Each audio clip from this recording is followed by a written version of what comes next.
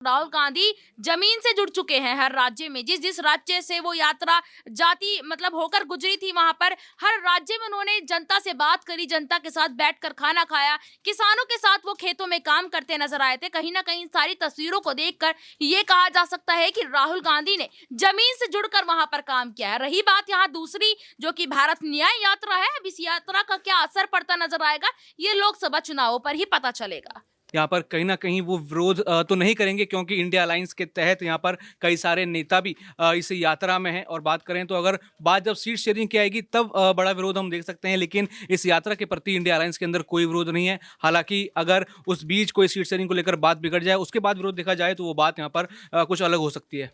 राहुल गांधी लोकसभा चुनाव से पहले यात्रा निकाल रहे हैं, तो यहाँ पर कोशिशें की जाएंगी कि इनके हर राज्य में जो यात्रा निकले, हर जिले में जो यात्रा निकले, तो उस पर कहीं ना कहीं सवाल खड़े किए जाएं कि राहुल गांधी आए, इस वजह से यहाँ पर माहौल कहीं ना कहीं खराब होता हुआ नजर आए। तो ये कोशिश भारतीय जनता पार्टी की तरफ से की जा रही है। तो यही वो चाह रहे हैं, क्योंकि अगर ये 14-15 स्टेट देखें तो यहाँ पे कांग्रेस पार्टी को मुश्किल से 14-15 सीटें मिली थी 2019 के चुनाव में, तो इसी को बढ़ाने की लगातार कोशिश कर रहे हैं, जिसमें यूपी जैसा बड़ा राज्य भी है, जिसमें बिहार जैसा बड़ा राज्य, राजस्थान है, मध्य प्रदेश है, यानी कि बड़े बड़े राज्य जहाँ पे लगातार बहुत ज़्यादा कह सकते हैं कांग्रेस पार्टी का प्रदर्शन अच्छा रहा है बीते सालों में। लेकिन इस वक्त की मौजूदा वक्त की बात करें 10-5 साल की, तो लगातार कांग्रेस पार्टी का प्रदर्शन में गिरावट हुई है। तो ऐसे में उसी को ठीक करने की लगातार राहुल गांधी उनकी टीम प्रयास कर रही है। अब देखना होगा कि लोग कितना एतबार उनके ऊपर करते हुए नजर आते हैं।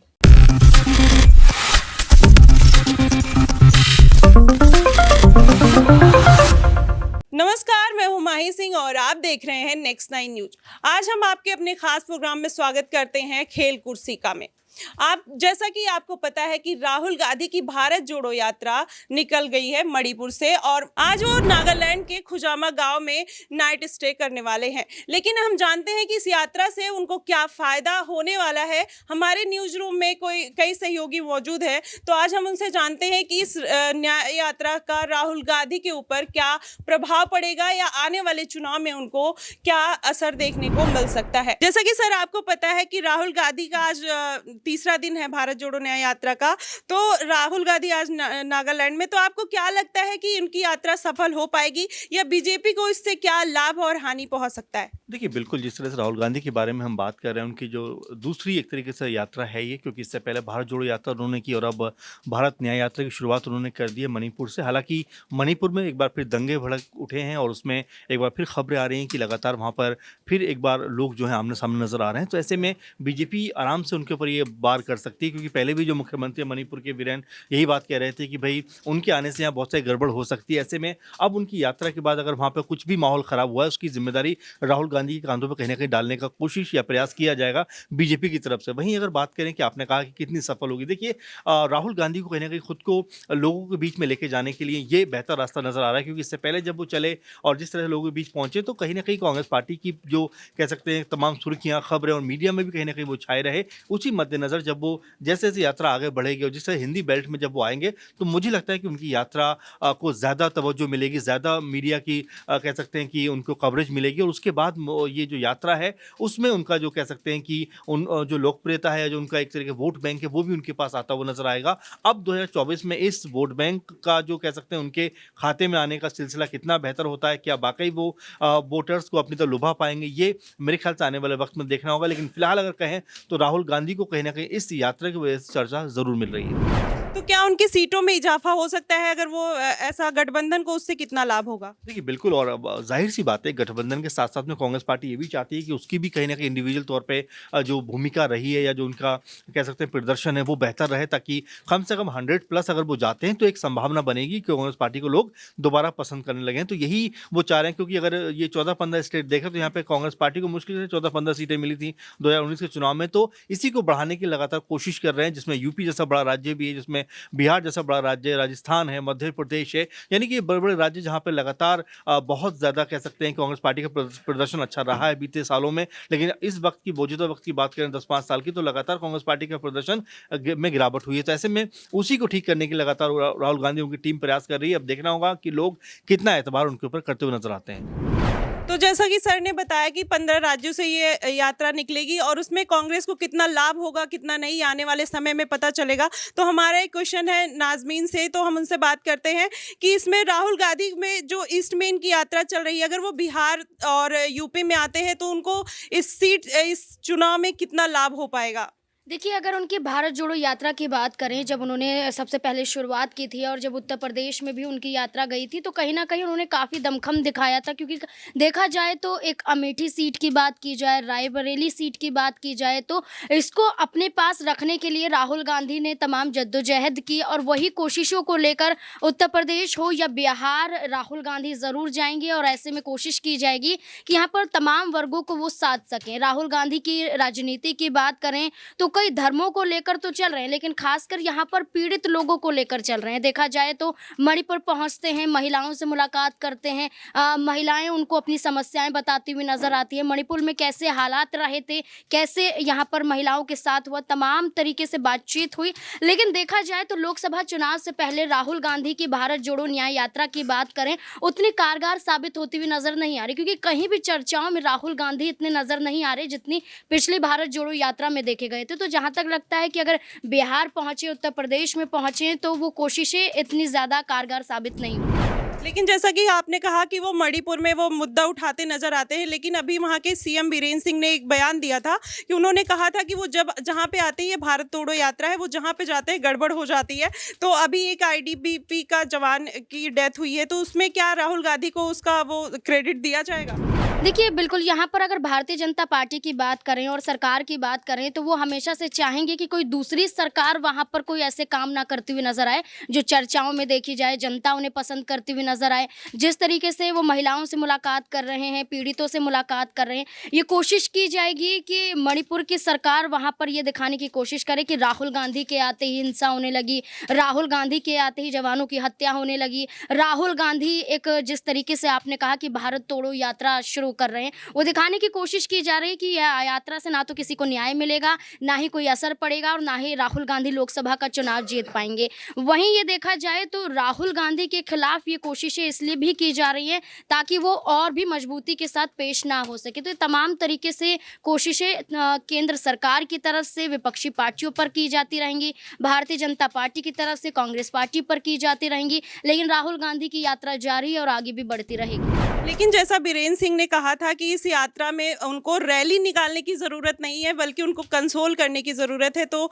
इससे क्या मतलब सही बात है? एक तरीके से कहा जाए तो राहुल गांधी के वहाँ के लोगों के साथ खड़ा होना चाहिए, ना कि विपक्ष पर उनको आरोप लगाने चाहिए। देखिए, रैलियों की बात करें तो सभी चुनाव से पहले रैलियां करते हुए नजर आते हैं, यात्रा भी निकाली जाती है। भारत संकल्प यात्रा की बात करें तो भारतीय जनता पार्टी की तरफ से जो यहाँ पर निकाली जाती है और निकाली जा रही है, और जिस तरीके से अब राम मंदिर का उद्घाटन किया जा रहा है, तो भारतीय जनता पार्टी तमाम मुद्दों के जरिए क्रेडिट लेना चाहती है। यही विपक्षी पार्टियों ने भी कहा। कांग्रेस पार्टी इसी वजह को लेकर निमंत्रण पत्र ठुकराती हुई नजर आई है कि भारतीय जनता पार्टी के एजेंडे के खिलाफ हम रहेंगे।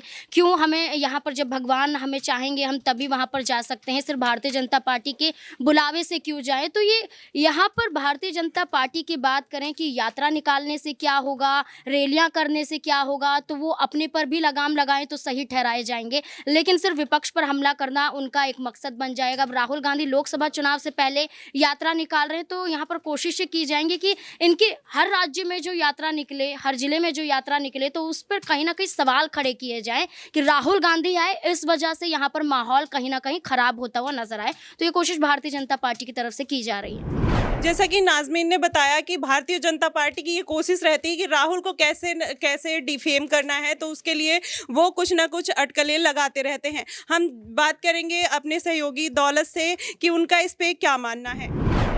देखा जाए तो लगातार यहाँ पर जब से राहुल गांधी ने अपनी यात्रा शुरू करी है, तो राजनीति इस पूरे मामले के ऊपर हो रही है। एक तरफ यहाँ तो राम मंदिर पर राजनीति चल रही है, दूसरी तरफ यहाँ पर राहुल गांधी की भारत जोड़ो न्याय यात्रा पर लगातार जो है राजनीति यहाँ पर चलती हुई नजर आ रही है। जब से उन्होंने यात्रा शुरू करी तो कभी मणिपुर के सीएम कुछ कहते हैं, कभी बीजेपी के अन्य नेता यहाँ पर उनसे सवाल पूछते नजर आते हैं। लेकिन सवाल सबसे बड़ा ये बनता है कि प्रधानमंत्री नरेंद्र मोदी अयोध्या तो जाते हैं और अयोध्या जाएंगे भी, यानी वो लक्षद्वीप जाते हैं, समुंदर के तट पर बैठकर वो अच्छी अच्छी तस्वीरें खिंचवाते हैं। लेकिन मणिपुर में जब औरतों के साथ ये सब भयावह दृश्य देखने को मिले तो जब वो मणिपुर क्यों नहीं गए, और अब भी वो मणिपुर आखिर क्यों वहाँ पर लोगों के आंसू देखने या उनके आंसू पहुँचने नहीं जा रहे, ये बड़ा सवाल यहाँ पर राहुल गांधी ने उठाया था। लेकिन इसका जवाब तो अब तक बीजेपी के नेताओं ने नहीं दिया, लेकिन अनर्गल बयान वो दे रहे हैं, यात्रा को डिफेम करने की कोशिश लगातार यहाँ पर हो रही है।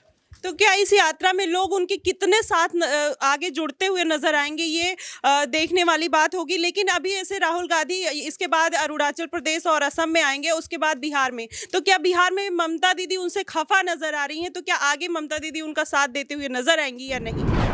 यहाँ पर आपने बात बिहार की करी, तो बिहार के जो मेन लीडर हैं वो नीतीश कुमार और लालू यादव हैं। यहाँ पर कहीं ना कहीं वो विरोध तो नहीं करेंगे, क्योंकि इंडिया अलायंस के तहत यहाँ पर कई सारे नेता भी इस यात्रा में हैं। और बात करें तो अगर बात जब सीट शेयरिंग की आएगी तब बड़ा विरोध हम देख सकते हैं। लेकिन इस यात्रा के प्रति इंडिया अलायंस के अंदर कोई विरोध नहीं है। हालांकि अगर उस बीच कोई सीट शेयरिंग को लेकर बात बिगड़ जाए, उसके बाद विरोध देखा जाए, तो वो बात यहाँ पर कुछ अलग हो सकती है। तो जैसा कि इन्होंने बताया कि अभी इसमें कोई विरोध नहीं नजर आ रहा है, लेकिन अगर आने वाले चुनाव में, जैसा कि वो रायबरेली और अमेठी में राहुल गांधी का चुनाव वो हमेशा से लड़ते आए हैं, उनका गढ़ माना जाता रहा है, लेकिन आने वाले चुनाव में क्या स्मृति ईरानी को राहुल गांधी टक्कर दे पाएंगे या नहीं, ये हम जानते हैं अपने सहयोगी नेहा से। देखिए, यहाँ पर भारत जोड़ो यात्रा की अगर मैं बात करूं कि राहुल गांधी यहाँ पर टक्कर दे पाएंगे या नहीं, बड़ा ही सही सवाल आपने यहाँ पर पूछा है। तो बता दें आपको कि राहुल गांधी की एक भारत जोड़ो यात्रा पहले भी उन्होंने शुरू करी थी और अब यहाँ पर भारत जोड़ो न्याय यात्रा उन्होंने शुरू करी है। मणिपुर से ये यात्रा शुरू हुई है और अगर मैं आज की बात करूं तो आज वो नागालैंड में है।